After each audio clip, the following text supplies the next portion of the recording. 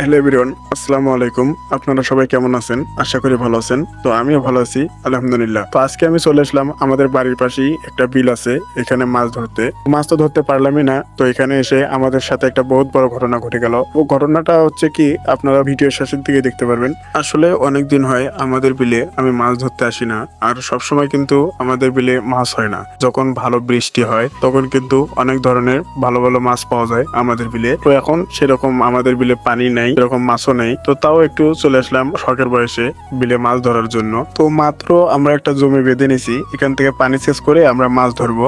তো দেখতে পাচ্ছেন আমার ভাতিজা কিন্তু সেচতেছে, ও কিন্তু পানি সেচার অনেক এক্সপার্ট। তো যাই হোক, আমরা কিন্তু এর আগেও একটা জমি সেচলাম, সেখানে কিন্তু বেশি একটা মাছ পাইনি, কারণ এসব জমি 2-3 বার করে সেচ দেওয়া হয়েছে। এই জন্য কিন্তু এসব জমিতে আর বেশি একটা মাছ নেই। মাছ আবার হবে যখন আবার পানি বেশি হবে। তো যাই হোক, অনেক ভাই ব্রাদার কমেন্ট